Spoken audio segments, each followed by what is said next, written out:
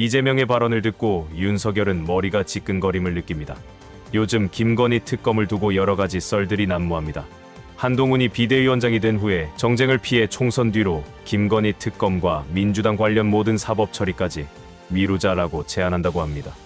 아마도 민주당 돈봉투 의혹으로 의원들이 줄소원되면 민주당이 곤란할 테니 김건희 특검과 딜하자는 이야기 같습니다. 결론부터 말하면 사기입니다. 총선 뒤에 여당이 입장을 바꾸면 민주당에는 대책이 없습니다. 그리고 입장을 바꿀 때 부담 같은 것은 더 이상 신경 쓸 필요도 없습니다. 차기 대선까지 선거가 없기 때문입니다. 이재명 대표는 이렇게 말했습니다. 총선이 부담되었으면 김건희 특검을 여당이 일찍 받고 끝냈으면 될 일이다. 한마디로 씨알도 안 먹히는 제안이라는 것입니다. 김건희 특검이 28일 처리되는 것은 이변이 없어졌습니다. 윤석열에게는 다시 한 번의 딜이 존재합니다. 바로 신년회에 이재명 대표가 왔을 때 직접 제안하는 것입니다. 이번에도 안 올 거라 생각하고 보낸 초청장인데 뜻밖의 상황이 연출되었습니다. 초청장이 오자마자 이재명 대표는 참석한다고 발표했습니다.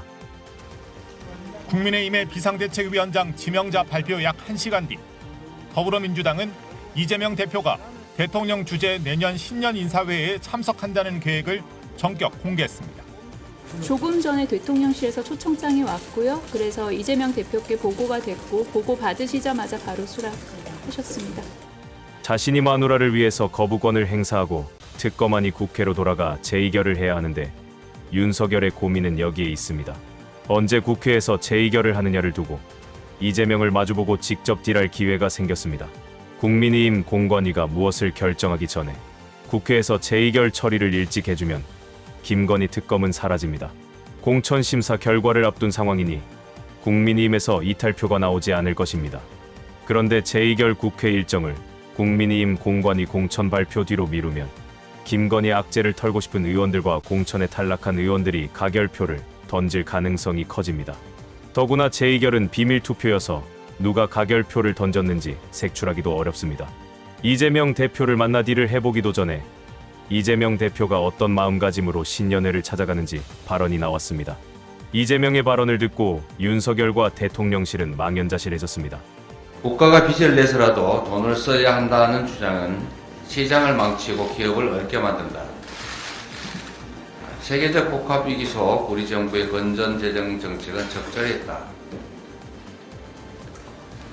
이 대통령의 말씀입니다. 이 대통령의 자화자찬식의 인식과 발언에 정말 딴 세상에 사시는가 싶은 생각이 듭니다. 고물가, 고금리로 취약계층, 자영업자, 소상공인, 그리고 직장인들 모두의 삶이 하루하루 버겁습니다. 청년들은 알바로 내몰리고 중장년층은 일용직만 늘고 있고 결국 고용의 질이 악화되고 있습니다. 전문가들은 내년 경제의 키워드로 살얼음판, 용문 점액, 이 어떤 일에 도전해서 실패했다 이런 말이라고 합니다. 이 두 가지를 꼽을 정도입니다. 전문가의 다수는 내수 소비가 올해보다 둔화될 것으로 예측합니다.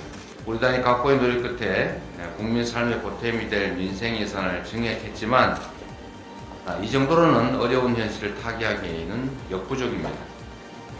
민주당은 그동안 간병비, 국민보험, 그리고 청년 패스, 경로당, 전신밥상 이 정책을 발표했습니다. 앞으로도 계속 민생 정책을 마련해서 국민의 삶을 지킬 수 있도록 하겠습니다. 이재명 대표의 윤석열에 대한 인식은 이 말로 정리됩니다. 정말 딴 세상에 사시는가 싶은 생각이 듭니다. 국정을 소중히 여긴다는 한동훈은 법무장관 후임이 정해지지도 않았는데 사표 내고 국민의힘으로 향했습니다. 그리고 이재명 대표와 같은 레벨로 만나게 되었다고 한 것들도 있습니다.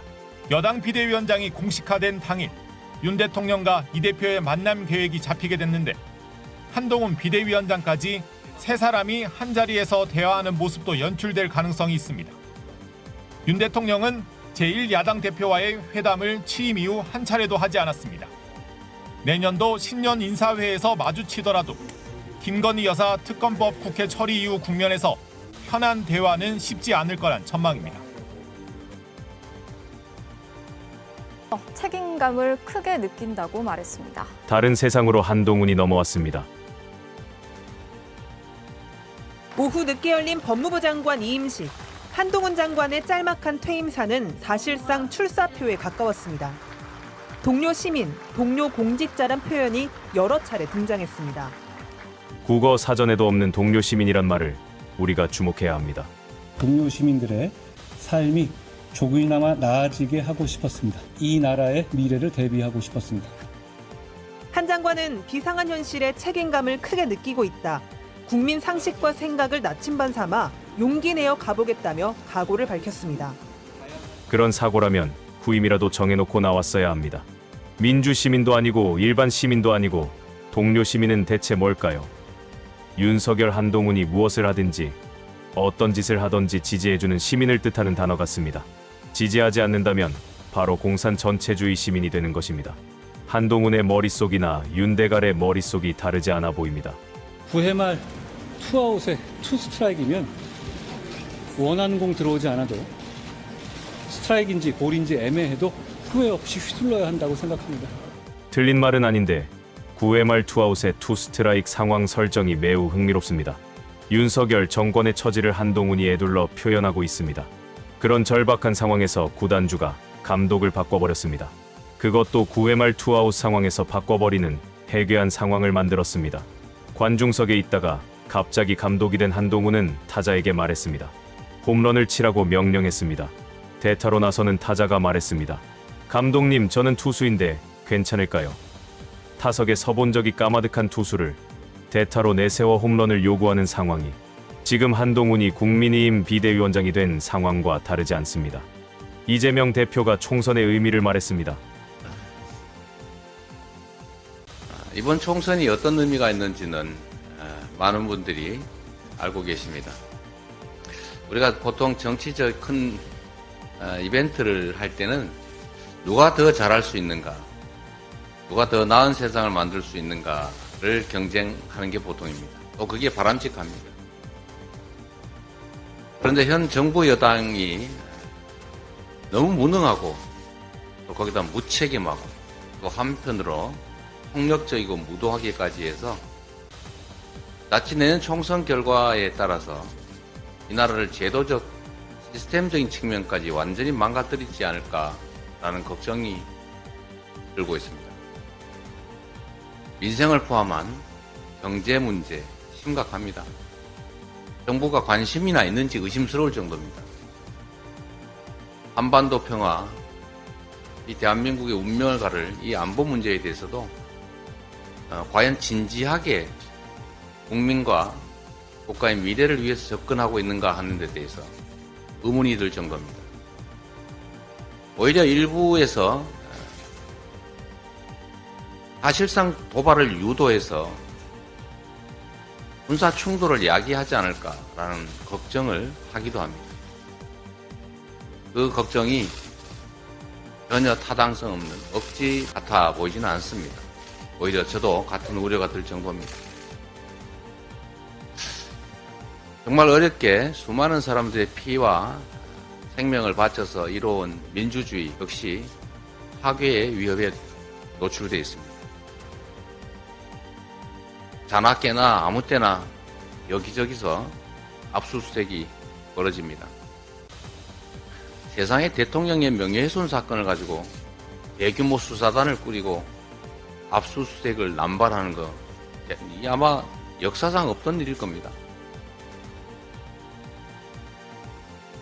민생도, 경제도, 평화도, 민주주의도 파괴될 위험에 놓여 있고 실제로 엄청난 퇴행을 겪고 있는 게 현실입니다.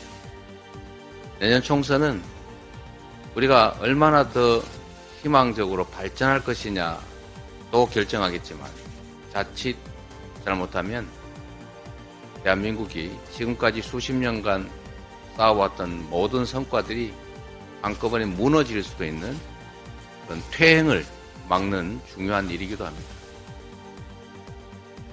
우리 총선에서 중요한 측면들은 또 한편으로는 전략이라고 볼 수도 있겠습니다. 좋은 정책을 발굴해서 국민들께 제시하고 그 좋은 정책은 미래로 가기 위한 좋은 길이기도 하겠지만 과거로의 퇴행을 막기 위한 좋은 방책일 수도 있습니다. 좋은 정책을 만드는 데 더해서 좋은 인물들을 또 어떻게 배치할 것이냐도 매우 중요한 전략적 과제라는 생각이 듭니다. 앞으로 우리 민주당의 총선 승리, 국민과 국가를 중심에 놓고 국민의 눈높이에 맞는 당원들의 기대에 걸맞는 좋은 전략들을, 인물들을 찾아 배치해 주시기를 바랍니다. 이번 선거는 누가 어떤 부분에서 더 절박한가의 싸움입니다. 김건희와 검찰 왕국을 완성시켜 줄 것이냐, 아니면 역동하는 정상적인 민주국가 대한민국으로 되돌릴 것인가를 가르는 선거입니다. 오늘 영상은 여기까지입니다. 시청해 주신 여러분 고맙습니다.